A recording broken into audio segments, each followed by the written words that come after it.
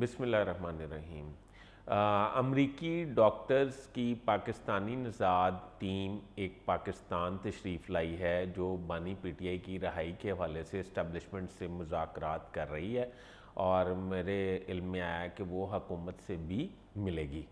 अब ये मुज़ाकरात किस लेवल पे हो रहे हैं, डॉक्टर्स में कौन लोग शामिल हैं और वो बानी पीटीआई की रहाई क्यों चाहते हैं, इस पे आज मैं आपको तफसीली ब्रीफ़ करूँगा और क्या बानी पीटीआई रिहा हो सकेंगे या नहीं।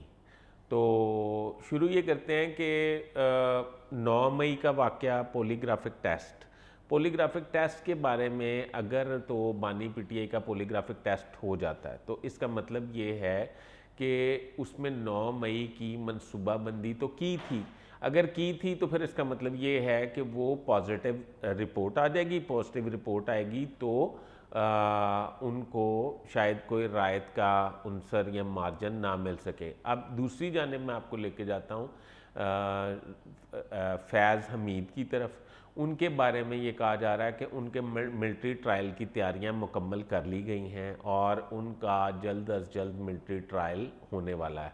अगर जनरल फैज़ हमीद का मिलिट्री ट्रायल होने वाला है, मेरा ये सवाल है आपसे, तो वो तो एक प्यादे के तौर पे इस्तेमाल हुए थे और उनका ये कहना था कि फ़लाँ काम मैंने जनरल बाजवा के कहने पे किया और फ़लाँ काम मैंने वज़ीर आज़म के कहने पे किया, उस वक्त के वज़ीर आज़म के।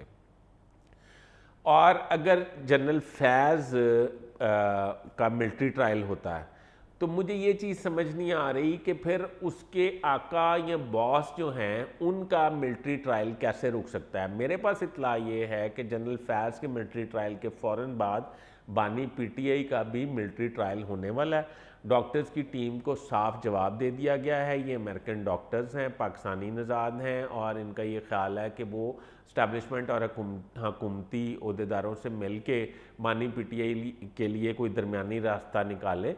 वो उनको ये पूरे बानी पीटीआई और पीटीआई के जराइम की मुकम्मल तफसील जो है उन्हें फ़राहम कर दी गई है और उन्हें ये कह दिया गया है कि इसमें मुज़ाकरात नहीं हो सकते। आने वाले वक्त में बानी पीटीआई मिलिट्री को ट्रायल की तरफ जाते नज़र आ रहे हैं। अभी तक के लिए इतना ही। अपने होस्ट फैसल हदीस भट्ट को इजाज़त दीजिए। अल्लाह हाफ़िज़।